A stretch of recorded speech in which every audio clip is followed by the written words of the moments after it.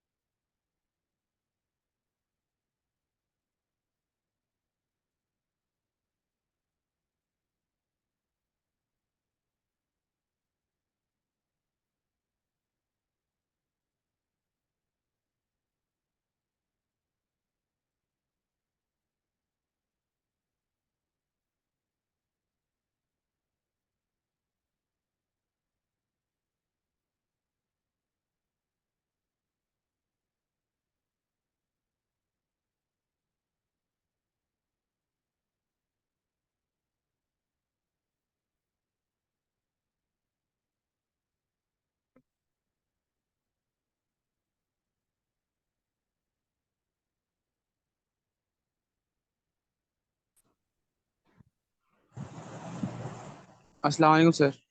वालेकुम सलाम। अच्छा, लेट हो गए क्यों? सर मैं कब से ट्राई कर रहा था, नेट प्रॉब्लम आ रहा था।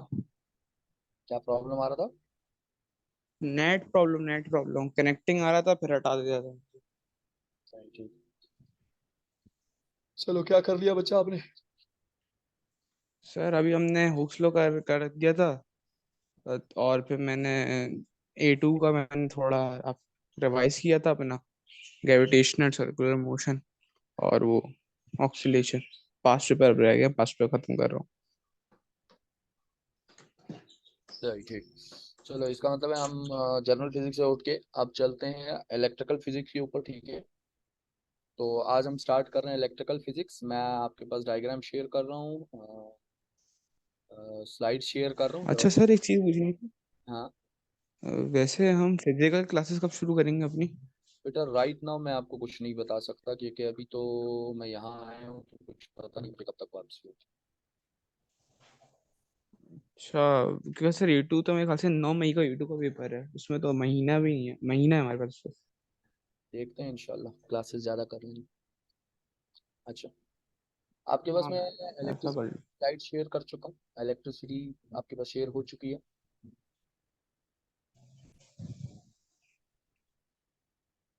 अच्छा, सबसे पहले तो चंद जी सर। के बारे में बता दूं। Electricity same like the previous जो ओ लेवल्स में आप करते आ रहे हो। इलेक्ट्रिसिटी में हमारे पास क्या था? इलेक्ट्रिसिटी में हमारे पास दो पोर्शन होते हैं। एक होता है स्टैटिक इलेक्ट्रिसिटी, एक होता है करंट इलेक्ट्रिसिटी। स्टैटिक इलेक्ट्रिसिटी और करंट इलेक्ट्रिसिटी दोनों जो हैं वो दो अलग अलग चीजें हैं, बट हम पढ़ते हैं उसको इलेक्ट्रिसिटी में ही। स्टैटिक इलेक्ट्रिसिटी का मतलब होता है ऐसा चार्ज जो मूव नहीं करता। ऐसा चार्ज जो मूव नहीं करता, उसको हम कहते हैं स्टैटिक इलेक्ट्रिसिटी। और जो मूवेबल चार्ज होता है वो इलेक्ट्रिकल इलेक्ट्रिसिटी कहलाता है। यानी electricity is the form of energy. अब electricity is the form of energy है, तो वो एनर्जी के तौर पे ही यूज होती है। मीन हमारे पास फॉर्म ऑफ एनर्जीज में काइनेटिक भी मौजूद है, पोटेंशियल भी मौजूद है, इस तरह और भी चीजें मौजूद है। ठीक है। अब अगर हम्म। की चीजें आप देखते हैं तो इसमें हमारे पास क्या होता है? हमारे पास चार्जेस इन्वॉल्व होते हैं। अब जब चार्जेस इन्वॉल्व है तो कूलम्स ने चार्ज को डिस्क्राइब किया था कि when the charges are combined to each other और क्लोज टू ईच अदर, तो उस टाइम क्या होता है? उस टाइम आपके पास वो दोनों आपस में क्या हो जाते हैं? अट्रैक्ट करते हैं या रिपेल करेंगे। ये ऑलरेडी ओ लेवल का पोर्शन है आपका। अब अगर वो अट्रैक्ट या रिपेल कर रहे हैं तो इसका मतलब ये हो गया कि अगर वो लाइक चार्जेस हैं तो वो रिपेल करेंगे एक दूसरे को, अनलाइक चार्जेस हैं तो अट्रैक्ट करेंगे एक दूसरे को।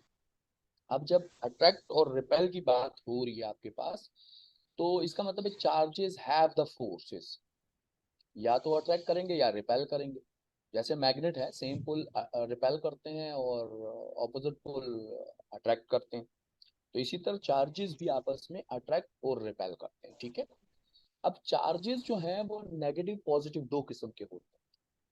तो अगर कोई बॉडीज हमारे पास मौजूद है तो ईच एंड एवरी बॉडी जो है उसके अंदर इलेक्ट्रॉन और प्रोटॉन मौजूद होते हैं, इससे हम इनकार नहीं कर सकते, क्योंकि each and every matter compose by the tiny particle, और that tiny particles are randomly moved होते हैं हमारे पास। और जब आप रैंडमली मूव की बात करते हैं तो आपके पास जो पार्टिकल्स आते हैं वो आ जाते हैं इलेक्ट्रॉन, प्रोटॉन एंड न्यूट्रॉन। अब जब इलेक्ट्रॉन, प्रोटॉन और न्यूट्रॉन की बात की जाती है तो उसमें दो चार्ज पार्टिकल्स आते हैं। प्रोटॉन आता है पॉजिटिव चार्ज पार्टिकल, इलेक्ट्रॉन्स आता है नेगेटिव चार्ज पार्टिकल। अब जब जी। पॉजिटिव चार्ज पार्टिकल की बात होगी तो अब चार्ज जो होगा वो कभी भी, पॉजिटिव चार्ज जो होता है वो कभी मूव नहीं करता। पॉजिटिव चार्ज मूव करता ही नहीं, सिर्फ नेगेटिव चार्ज मूव करता है। अगर कोई पॉजिटिव चार्ज बन रहा है तो इसका मतलब उससे नेगेटिव जा चुके हैं, और अगर कोई नेगेटिव चार्ज बन रहा है तो उसका मतलब उसमें नेगेटिव चार्ज आ चुका है, नेगेटिव पार्टिकल्स आ चुके हैं। पॉजिटिव कम होना या ज्यादा होना कभी पॉसिबल नहीं होता। ठीक है। मतलब ये है, लेट सपोज एक एटम है तो एटम में नंबर ऑफ प्रोटॉन और नंबर ऑफ इलेक्ट्रॉन इक्वल होंगे, वो कभी भी चेंज नहीं हो सकते। क्लियर हो गई यहाँ तक बात? जी सर। अब जब एटम के अंदर नंबर ऑफ प्रोटॉन और नंबर ऑफ इलेक्ट्रॉन सेम है तो इसका मतलब ये हो गया कि चार्जेस दोनों के ऊपर सेम है। यानी एक एटम के ऊपर नेगेटिव पॉजिटिव दोनों सेम चार्ज है तो एटम न्यूट्रल हो जाता है। क्लियर होगी बात? अच्छा, जब एटम न्यूट्रल क्लियर हो हो। तो अब चार्ज पार्टिकल बनाने के लिए मुझे उसमें या तो इलेक्ट्रॉन को कम करना पड़ेगा या ज्यादा करना पड़ेगा। तो जब इलेक्ट्रॉन उस एटम से ट्रांसफर हो जाते हैं किसी और चीज में तो उसके अंदर इलेक्ट्रॉन की पावर कम हो जाती है, मीन इलेक्ट्रॉन के नंबर कम हो जाता है। तो उससे क्या हो जाता है, उससे आपके पास प्रोटॉन का पावर ज्यादा हो जाती है, तो वो उस ऑब्जेक्ट में पॉजिटिव चार्ज आ जाता है। और जब हम उसको उसके अंदर क्या करते हैं, इलेक्ट्रॉन की पावर को ज्यादा कर देते हैं, मीन इलेक्ट्रॉन को और इंक्लूड कर देते हैं उस एटम, यानी वो एटम और इलेक्ट्रॉन गेन कर देता है। तो जब वो और इलेक्ट्रॉन गेन करेगा तो उस टाइम क्या आ जाता है, उस टाइम आपके पास उसमें नेगेटिव पार्टिकल की तादाद ज्यादा हो जाती है, जिससे नेगेटिव चार्ज ज्यादा हो जाता है, तो वो नेगेटिवली चार्ज हो जाता है आपके पास। क्लियर होगी? अच्छा, अब जो चार्ज होता है, जैसे स्टैटिक चार्ज है, तो स्टैटिक चार्ज में वो मूवेबल नहीं होता। मीन स्टैटिक चार्ज जो होता है अपनी ही बॉडी के अंदर रहता है, जैसे हमारी बॉडीज में मौजूद होता है। स्टैटिक चार्ज की बड़ी एग्जांपल आपने ओ लेवल में पढ़ी थी, जिसमें आपने पढ़ा था आपकी, फॉर एग्जांपल आपने लाइटनिंग पढ़ी थी, फोटोकॉपी मशीन पढ़ी थी। ये स्टैटिक चार्ज की बड़ी बड़ी एग्जांपल थी। इलेक्ट्रोस्टैटिक प्रेसिपिटेटर पढ़ा था, ये स्टैटिक चार्ज की बड़ी बड़ी एग्जांपल्स। अब स्टैटिक चार्ज में क्या होता है, स्टैटिक चार्ज में आपके पास वो अपनी ही जगह पर रहता है, उसमें वो मूव नहीं करता। क्लियर होगी बात? हम जो एएस में पढ़ेंगे वो इलेक्ट्रिकल चार्ज पढ़ेंगे, जिसमें क्या करेंगे हम, करंट की बात करेंगे। एक होता है करंट जिसको इलेक्ट्रिसिटी कहा जाता है, ठीक है, करंट इलेक्ट्रिसिटी। यानी इलेक्ट्रिसिटी के दो पोर्शन है, एक स्टैटिक इलेक्ट्रिसिटी जो अभी तक मैंने डिस्कस किया वो स्टैटिक इलेक्ट्रिसिटी। अब जो मैं बात ठीक कर है रहा सर। हूँ, मैं डिस्कस कर रहा हूँ करंट इलेक्ट्रिसिटी। तो करंट का मतलब है the rate of flowing of charge. ये आपने ओ लेवल पढ़ा था। Rate of flow of charge का मतलब ये हो गया चार्ज अपॉन टाइम, यानी कितने चार्ज में कितना टाइम, कितने टाइम में कितना चार्ज फ्लो कर रहा है। अब जो फ्लो करता है चार्ज बेटा, तो वो फ्लो चार्ज जो है वो इलेक्ट्रॉन्स है। मैंने आपको पहले बताया इलेक्ट्रॉन फ्लो करते हैं, कभी प्रोटॉन फ्लो नहीं कर सकते। जी। जब इलेक्ट्रॉन अच्छा फ्लो, सर, एक काम कर सकते हैं आप, ये मैं दूसरा वाला कर सकते हैं, इसमें वॉइस कम आ रही है। कनेक्ट हो हाँ, कनेक्ट हूँ मैं सर। शेयर टू के नाम से। हाँ, सही टू।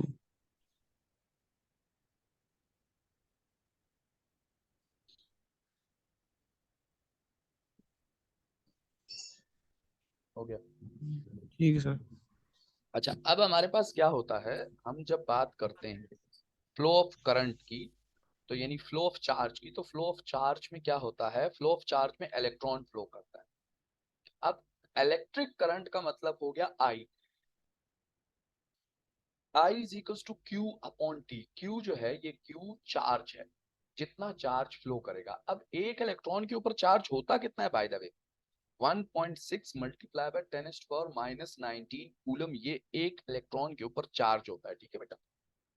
और यही चार्ज आपके प्रोटॉन के ऊपर भी होता है, 1.6 मल्टीप्लाई बाय 10⁻⁹ कूलम।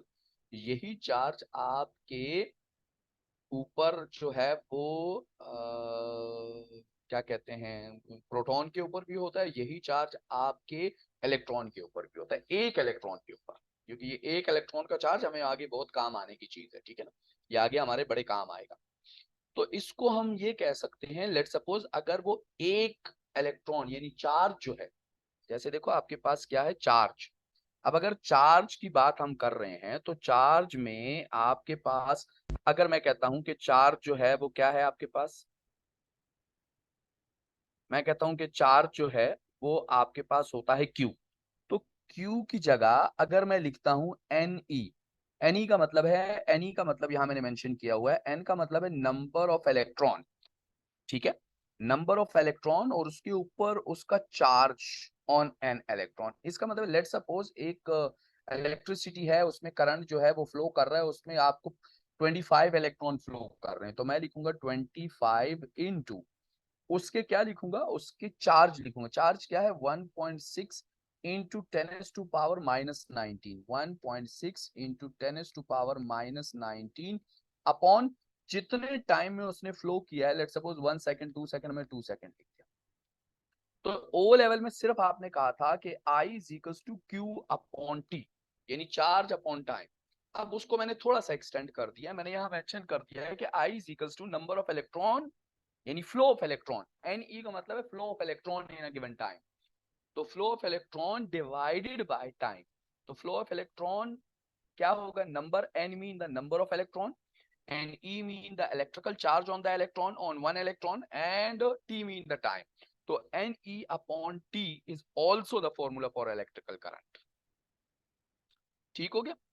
अब जब यहाँ पर हमारे पास बात आएगी, लेट सपोज मैं आपसे कहता हूं कि जी ये तो आपके पास हो गया इलेक्ट्रिकल चार्ज या करंट, जिसको हम कहते हैं करंट इलेक्ट्रिसिटी। अब अगर मैं इसी फॉर्मूले को चेंज करूं तो मेरे पास क्या आ जाएगा? Q is equal to I T बन जाएगा। Q is equal to I T. इसमें आपने ऑलरेडी SI यूनिट पढ़े हुए हैं। Q के लिए जो कूलम यूज करते हैं, I के लिए हम एम्पेयर यूज करते हैं, T के लिए हम सेकंड को यूज करते हैं। ये ऑलरेडी हमने पहले पढ़ा हुआ है, इसमें कोई हमें वो नहीं है कि जी इसको दोबारा करने की जरूरत है। यहाँ तक क्लियर हो गया?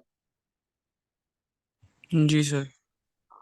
इसको नोट डाउन करना चाहोगे या इसको मैं ऑलरेडी रिकॉर्ड कर रहा हूँ, मैं उस पर डाल दूंगा फिर? नहीं सर, रिकॉर्ड करके आप भेज रहे हो सही है। अच्छा सर, इसकी पीडीएफ पढ़ी होगी, पीडीएफ ज्यादा अच्छी रहती है, वो ना उसमें समझने में आसानी होती है। PDF, चलो मैं देखता हूँ, उसको कहता हूँ कि PDF बना रहे हैं। चलो ठीक है। अच्छा, अब अगर मैं आगे चल रहा हूँ, ठीक है, तो जब मैं आगे मूव करूंगा तो अब हमारे पास क्या आएगा? ये तो हो गया इलेक्ट्रिसिटी, ठीक है। अब फर्ज करो मेरे जी। पास क्या है, एक कोई भी वायर ले ली मैंने, या मैंने यहाँ एक शेप बनाई हुई है, ये एक वायर की शेप है, ठीक है। अब क्या कर दिया मैंने, इस वायर को यहाँ से, सॉरी, वायर को मैंने कनेक्ट कर दिया। ये जो वायर है ये आपकी कनेक्ट है, दोनों साइड से टर्मिनल मैंने अटैच कर दिए, उसके अंदर क्या कर रहा हूँ, मैं फ्लो करवा रहा हूँ। ठीक हो गया? अब देखो यहाँ से ये टर्मिनल टच है पॉजिटिव के साथ, ये टच है नेगेटिव के साथ। अब इलेक्ट्रॉन फ्लो हो रहा है, तो इलेक्ट्रॉन फ्लो हमें पता है नेगेटिव से स्टार्ट होता है, पॉजिटिव की तरफ जाता है। तो यहाँ से क्या हो रहा है, देखो इलेक्ट्रॉन इंटर हुए, इलेक्ट्रॉन इंटर होने के यहाँ से इस साइड पे आ रहे हैं और इधर से वापस यहाँ तक मूव कर रहे हैं, पूरा एक सर्कल कंप्लीट हो रहा है। ठीक हो गया? अब मैं यहाँ क्या करूंगा, मेरे पास यहाँ पर क्या आएगा, लेट सपोज मुझे करना है चार्ज डेंसिटी कैलकुलेट कर। चार्ज डेंसिटी जो होती है वो वॉल्यूम के ऊपर होती है, मीन वॉल्यूम का रेसिप्रोकल होता है हमारे पास। चार्ज डेंसिटी को हम कहते हैं वॉल्यूम का रेसिप्रोकल। अगर रेसिप्रोकल की बात हम करते हैं तो वॉल्यूम रेसिप्रोकल मीन -3, ये उसकी यूनिट है चार्ज डेंसिटी। ठीक है? चार्ज डेंसिटी की यूनिट होती है हमारे पास nm-3 mean reciprocal of the volume. अब जब रेसिप्रोकल ऑफ द वॉल्यूम मैं करता हूं तो वॉल्यूम का रेसिप्रोकल मीन 1/v। 1/v को हम कहते हैं। अब जब 1/v की बात हो रही है तो चार्ज डेंसिटी की जो फॉर्मूला बनता है वो मेरे पास बनता है number of electron upon volume. Number of electron upon volume, यानी volume. Number of electron upon volume is the formula for the charge density. इसी का मतलब ये नहीं, number of volume, number of electron में कितने इलेक्ट्रॉन वो यहाँ से मूव कर रहा है और ये किस वॉल्यूम के अंदर मूव कर रहा है। मतलब ये जो रेड आपके पास वायर बनी हुई है, एक सोलोनाइड शेप मैंने उसको दी हुई है, मैंने एक सिलेंडर शेप दी हुई है, एक वायर है, वायर के अंदर से मूव कर रही है, वो कितने वॉल्यूम में कितने आपके इलेक्ट्रॉन जो है वो मूव कर रहे हैं, उसको कहते हैं चार्ज डेंसिटी। क्लियर होगी बात? तो अब जब चार्ज डेंसिटी की मैं जी। बात करूंगा तो मैं कहूंगा number of electron divided by volume. अब वॉल्यूम का फॉर्मूला क्या होता है? Volume is equals to area, volume is equals to area into height. Simple formula होता है हमारे पास। तो यहाँ तो हाइट तो है नहीं, लेंथ है, तो एरिया इनटू लेंथ जो हो जाएगा वो मेरे पास क्या हो जाएगा, वो मेरे पास फॉर्मूला हो जाएगा वॉल्यूम का। तो मैंने यहाँ लिखा एन, एन लिख दिया number of electron, upon A L लिख दिया वॉल्यूम। तो आपके पास फॉर्मूला बन गया N is equals to L is equals to N. ये जो एन है ये है चार्ज डेंसिटी, इसको कहा जाता है चार्ज डेंसिटी। अब अगर मुझे नंबर ऑफ इलेक्ट्रॉन कैलकुलेट करने तो ए एल यहां से यहां ट्रांसफर कर दूंगा तो मेरे पास फॉर्मूला बन जाएगा number of electron is equals to charge density into L, A into L, mean charge density into volume. मैं इस तरह भी लिख सकता हूँ N is equals to charge density volume. मैं इस फॉर्मूले को यूं भी लिख सकता हूँ कि charge density into volume is equals to the number of electron which is flow in a wire. ये हम तब यूज करते हैं जब मेरे पास कहा जाए कि भाई आप ये बताओ कितने नंबर ऑफ इलेक्ट्रॉन जो हैं वो आपके फ्लो कर रहे हैं आपके किस चीज के अंदर, एक वायर के अंदर। अब जब नंबर ऑफ इलेक्ट्रॉन मुझे कैलकुलेट करना हो तो इससे पहले मैंने फॉर्मूला कैलकुलेट किया कि I is equals to n into E upon time. यही मैंने डिनोट किया अभी इससे पहले। जी सर। जैसे देखो मैंने यहाँ डिनोट किया कि I is equals to N E upon time. तो अब एन के टाइम। तो मैंने फॉर्मूला यहाँ रिप्रेजेंट कर दिया, ये रहा। तो एन की जगह तो मैं ये भी लिख सकता हूँ कि I is equals to n की जगह मैं लिख सकता हूँ e volume a L into E upon T.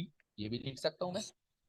अब अगर ये सर वो एन तो नंबर ऑफ इलेक्ट्रॉन नहीं थे? क्या नहीं थे, एन ई जो था वो नंबर ऑफ इलेक्ट्रॉन था, ई जो था वो उसके ऊपर चार्ज था। अच्छा। 12 से जा रहा हूँ पीछे, जरा गौर से देखना। ठीक है, इधर देखो मैंने यहां पर किया, आपको एन जो कहा था, एन जो था वो नंबर ऑफ इलेक्ट्रॉन्स था, ये रहा नंबर ऑफ इलेक्ट्रॉन। ई जो कहा था वो चार्ज ऑन द इलेक्ट्रॉन। सही। क्लियर होगी बात? जी सर। अब अगर तो ई, वही तो सर, बोलो। मैं यही कहता, हाँ वो नंबर ऑफ इलेक्ट्रॉन लिखा था, लेकिन आपने नंबर ऑफ इलेक्ट्रॉन को नंबर ऑफ डेंसिटी में कर दिया कन्वर्ट। डेंसिटी मैंने नहीं किया बेटा, जरा गौर से देखो मैंने क्या किया। मैंने यहाँ पर आपके बच्चा नंबर ऑफ इलेक्ट्रॉन ही लिया है। ये है charge density, it's not the number of density, charge density. Charge density is equals to मेरे पास आया number of electron upon volume. Clear हो गया? अब जब चार्ज जी सर। इक्वल्स टू मेरे पास आ गया number of electron upon volume, तो मैंने वॉल्यूम को दूसरी साइड पे ले गया।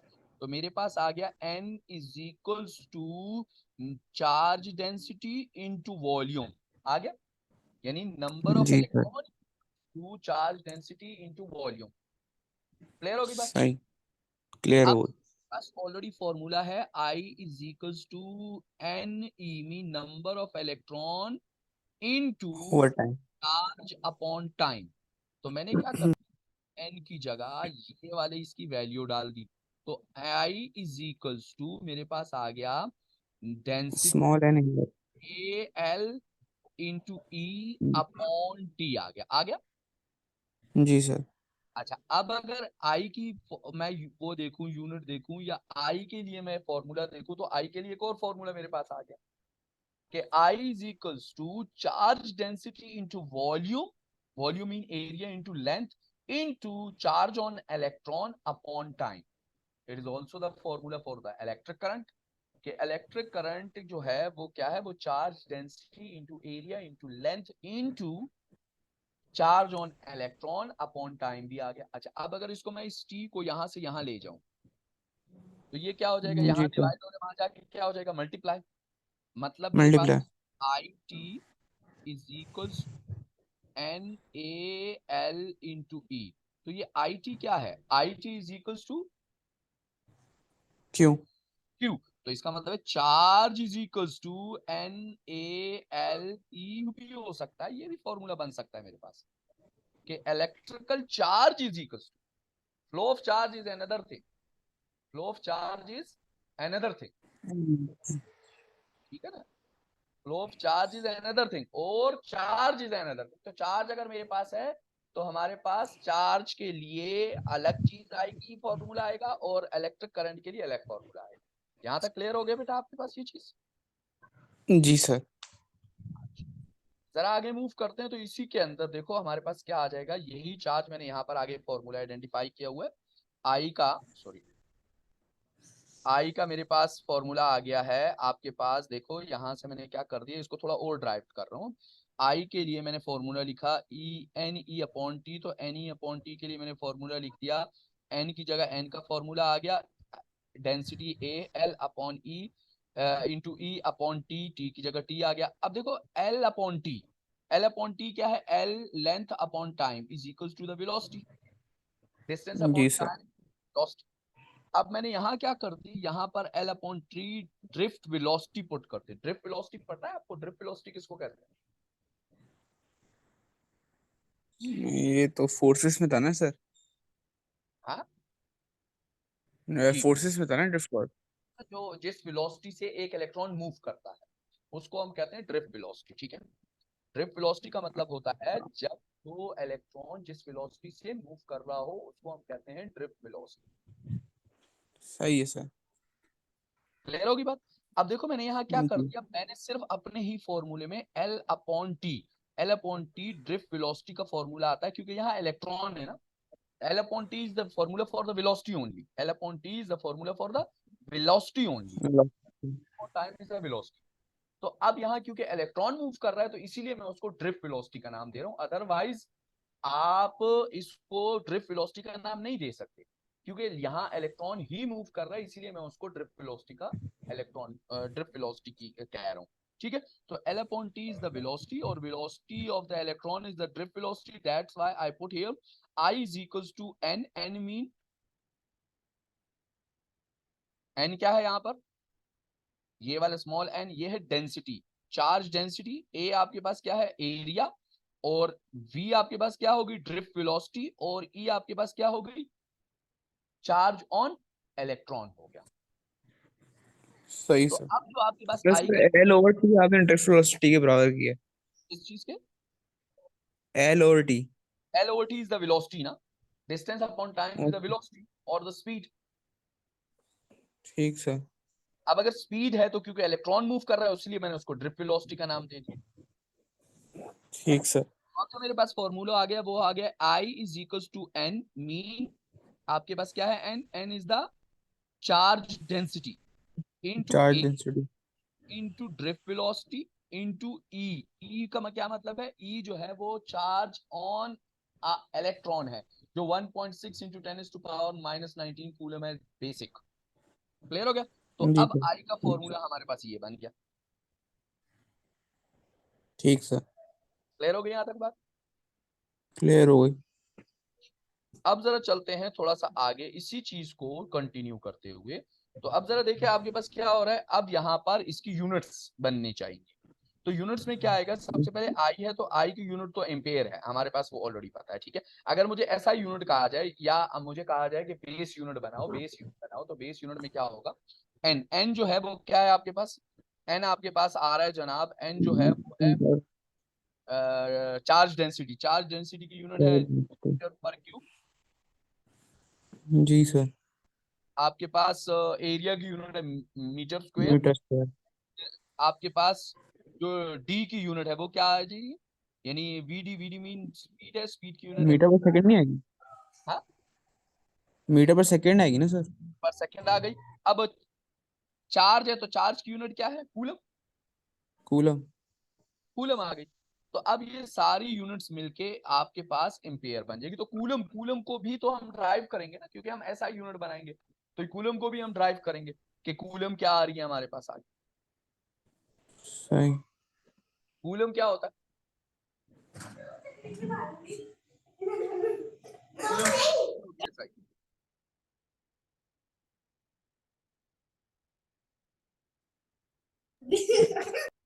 अच्छा, चलो जरा इसको थोड़ा सा हम वॉल्यूम के ऊपर थोड़ा सा आगे चलते हैं क्योंकि अब जो है बाज़-औक़ात ये होता है कांस्टेंट वेलोसिटी के साथ बॉडी मूव करती है। यानी इलेक्ट्रॉन जो है उसकी ड्रिफ्ट वेलोसिटी कांस्टेंट हो सकती है। कॉन्स्टेंटली हम अगर मूव कर रहे हैं तो देखो, अगर फर्ज करो हमारे पास एक वायर की शेप कुछ यूं है कि यहाँ से इसका डायामीटर जो है वो ज्यादा है। ठीक है, यहाँ से इसका डायामीटर ज्यादा है, यहाँ से ये हो रहा है। ठीक है, कनेक्ट, ये पॉजिटिव है ये नेगेटिव है। यहाँ से आ रही है, साइड से यू मूव कर रहा है या इस साइड से हम इसको फ्लो कराने की कोशिश कर रहे हैं जैसे भी कर रहे हैं। तो देखो ये क्या हो रहा है, इंटर हो रहा है। इसकी जो वो कम है, मीन जो वॉल्यूम है वो कम है। जब ये यहाँ पहुंच रहा है तो यहाँ वॉल्यूम क्या है? ज्यादा आ रहा है आपके। क्यों? क्योंकि यहाँ पर उसका जी। क्रॉस सेक्शन एरिया बढ़ गया। क्रॉस सेक्शन बढ़ने से ऑटोमेटिकली आपके उसके ऊपर फर्क पड़ेगा। क्लियर हो गया?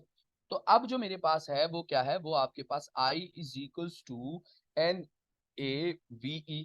NaVe है। NaVe का मतलब क्या हो गया? E जो है वो भी कांस्टेंट रहेगा क्योंकि तो चार्ज ऑफ इलेक्ट्रॉन है। तो एक इलेक्ट्रॉन पे चार्ज कभी चेंज नहीं होता, तो ये तो कांस्टेंट ही रहेगा आपके पास। ठीक है। फिर चार्ज डेंसिटी, ये भी कांस्टेंट ही रहेगी। क्यों? क्योंकि चार्ज डेंसिटी जो है बेटा, वो भी तो आपके पास जो है वो तो कांस्टेंट है, क्योंकि एक चार्ज के ऊपर डेंसिटी कितनी होगी वो भी कांस्टेंट है। फिर उसके ऊपर इलेक्ट्रिकल करंट है, अगर वो भी कॉन्स्टेंटली ही मूव कर रहे हैं, मीन यहाँ से हम उसको कांस्टेंट एक करंट ही दे रहे हैं, आई दे रहे हैं, तो वो भी तो चेंज नहीं हो सकता ना। सेम ही एक बैटरी लगी, बैटरी से वो करंट दे रहा है, कांस्टेंट करंट दे रहा है। क्लियर हो गया? तो जी अब सर। अगर सब कुछ कांस्टेंट हो जाए तो मैं इसको क्या कर लेता हूँ, मैं इसको इन सब चीजों को इधर ले आता हूँ दूसरी साइड पे, मीन ए बी और एन को इधर ले आया आई के पास। तो ये हो जाएगा I upon N B E is equals to A V, यही हो जाएगा। जी सर।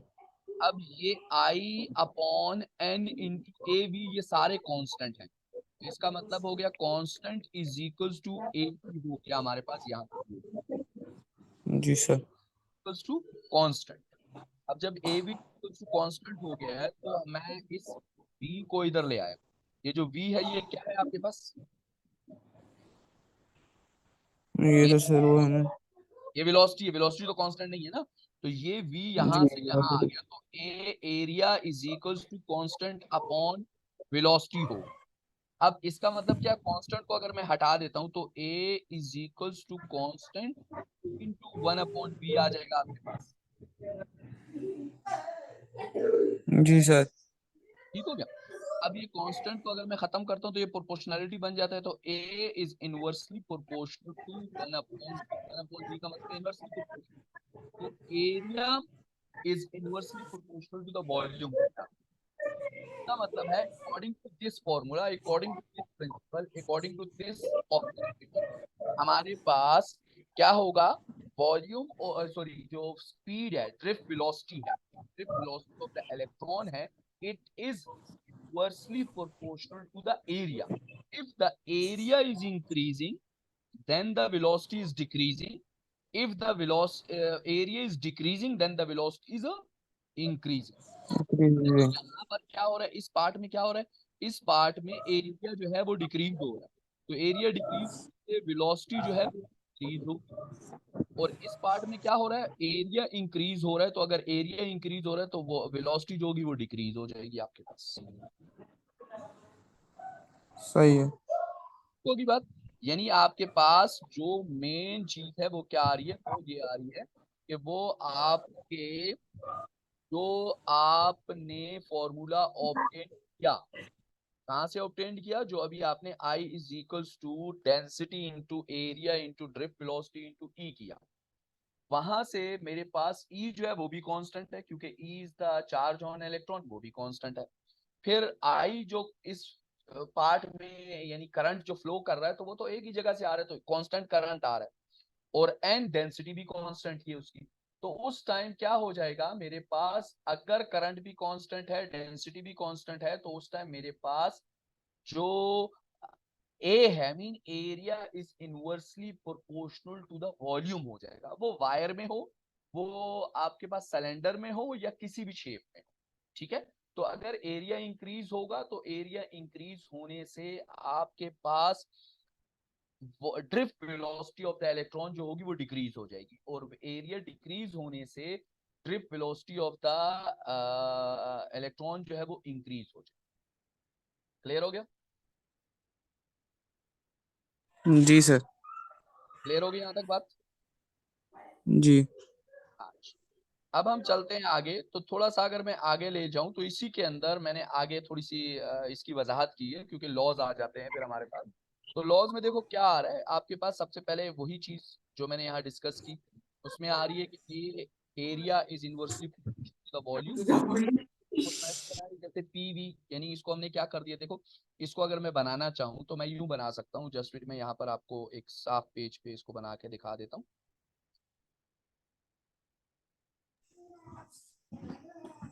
सही सर।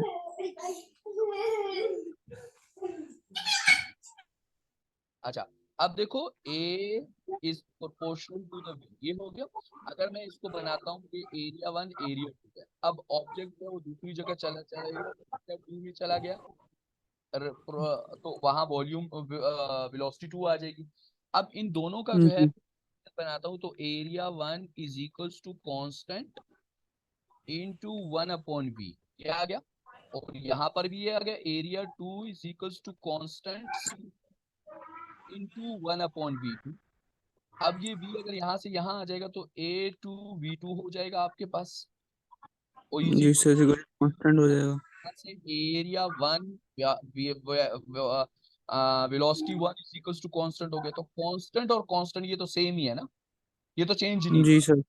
कांस्टेंट इज इक्वल्स जी टू कांस्टेंट, तो फर्स्ट कांस्टेंट है area 1 velocity 1 is equals to area 2 velocity 2। तो मेरे पास एक इक्वेशन बन गई कि आपका final velocity into area, initial area always equals to आपके पास final area into final velocity. इन दोनों में, इन दोनों का जो आंसर होगा वो सेम आएगा, वो चेंज नहीं होगा। अच्छा सर, ये फाइनल और इनिशियल का है, ये एक फाइनल एक इनिशियल हाँ, है। वन जो है इनिशियल ले लो, एरिया 2 जो है फाइनल ले लो। या ये कर लो कि एक जगह से दूसरी जगह जगह एंटर हो रहा है तो उसका एरिया अगर चेंज हो रहा है तो एरिया बढ़ेगा तो वेलोसिटी कम होगी, वेलोसिटी कम ज्यादा होगी तो एरिया कम हो जाएगा आपके पास। ठीक है, तो दोनों में से कोई दो चीजें होंगी, लेकिन दोनों का आंसर सेम आएगा। सही है सर। क्लियर होगी बात ना? क्लियर हो गई है। वैसे इसके लॉ का नाम क्या है? किस चीज का? ये लॉ का नाम क्या है? लॉ के ऊपर जा रहा हूँ, आगे जा रहा हूँ बेटा। ये लॉ नहीं है, ये आपको अगर याद हो तो इसी तरह हमने बॉयज लॉ हमने पढ़ा था, P1 V1 is equal to P2 V2 का भी जी लॉ। सर, पढ़ा था। सिर्फ एक सिंपल ड्राइवेशंस है हमारी कि आगे जाके ड्राइवेशन मुझे कैसे करनी है। ठीक है, इसके लिए मुझे फॉर्मूला बनाना है। समटाइम ये वैल्यूज निकालनी है, ड्रिफ्ट वेलोसिटी निकालनी पड़ती है, समटाइम मुझे ड्रिफ्ट वेलोसिटी दे दी जाती है और मुझे कोई डायमीटर निकालना पड़ता है, इस तरह की चीजें आती हैं। अब जरा गौर करो, ठीक। मेरे पास एक इक्वेशन आ गई कि एरिया, सॉरी, मेरे पास इक्वेशन आ गई area 1 hmm velocity 1 is equal to area 2 velocity 2। अब ये वेलोसिटी 2 मैं यहाँ लेके जा रहा हूँ, ठीक है, और हम्म एरिया 1 यहाँ लेके आ रहा हूँ, तो A velocity 1 upon velocity equals to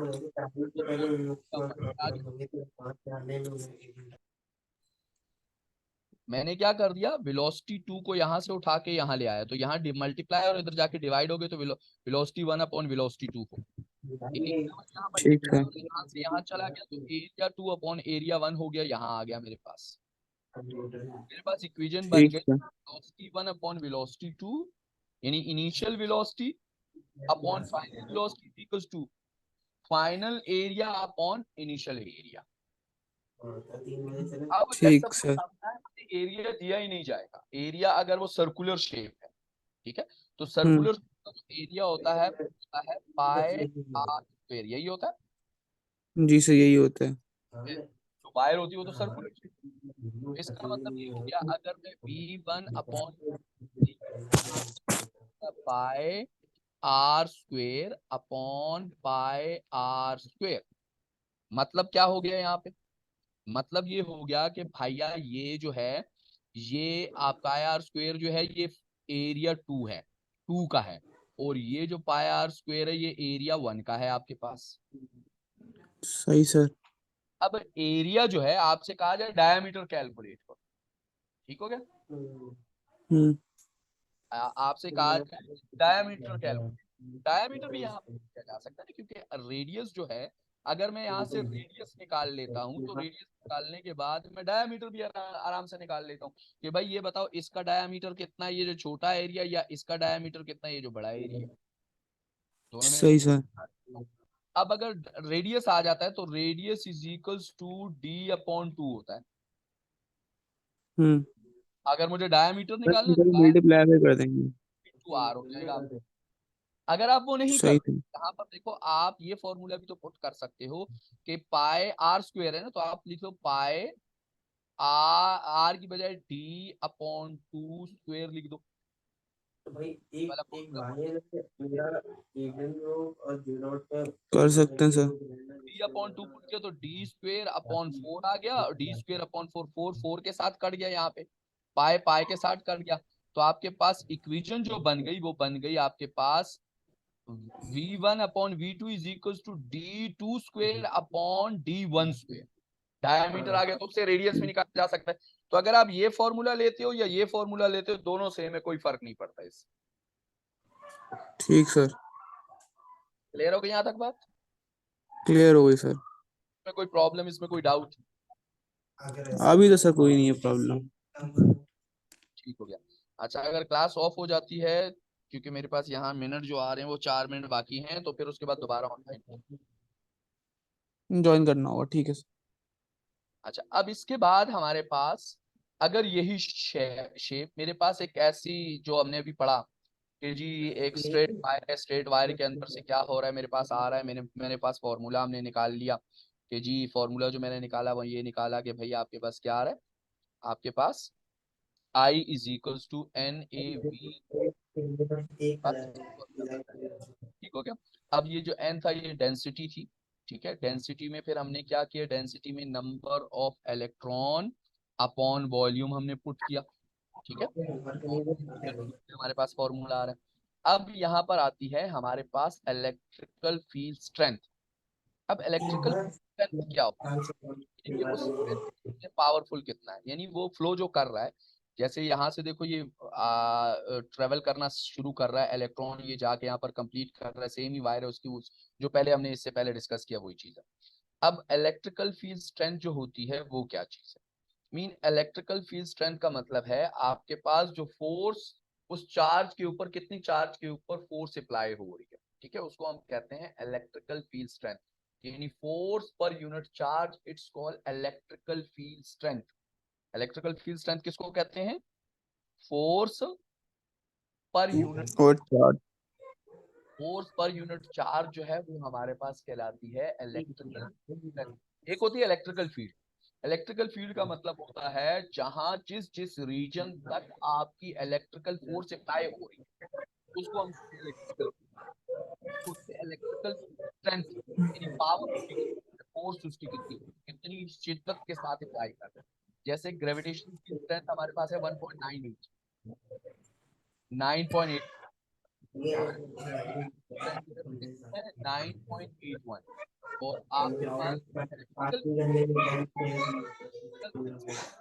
है आपकी फोर्स पर यूनिट चार्ज, यानी फोर्स कितने चार्ज अप्लाई हो रही है तो हम कहेंगे इलेक्ट्रिकल फील्ड। क्लियर हो गया? अब ये जो फोर्स है, तो फोर्स क्या होती है? फोर्स तो आपके पास जो है वो आपकी एनर्जी है। यहाँ फोर्स बाय द एनर्जी। अगर force by the energy apply हो रही है तो उसको मैं या तो मैं यूं लिख सकता हूँ कि E इज यानी फोर्स अपॉन पर यूनिट चार्ज, ये इलेक्ट्रिकल तो, या जो फोर्स अप्लाई हो रही है उसको मैं लिख सकता हूँ वी। वी क्या है? पोटेंशियल डिफरेंस है। Mean upon L. एल क्या? लेंथ बिटवीन द, यहां से ये जो लेंथ है पूरी, एक जगह से दूसरी जगह की लेंथ है, यानी पोटेंशियल डिफरेंस कितने लेंथ के ऊपर अप्लाई हो रहा है उसको भी हम इलेक्ट्रिकल फील्ड स्ट्रेंथ का नाम दे सकते हैं। तो इलेक्ट्रिकल फील्ड स्ट्रेंथ की दो डेफिनेशन है, एक है E is equals to F upon Q. तो ये तो आपके पास आ गया electrical field strength mean force per unit charge. और दूसरी डेफिनेशन बनेगी इलेक्ट्रिकल फील्ड स्ट्रेंथ की, बनेगी आपके पास V. V mean potential difference upon length. तो potential difference per unit length, it's called electrical field strength. यहां तक क्लियर हो गया बेटा?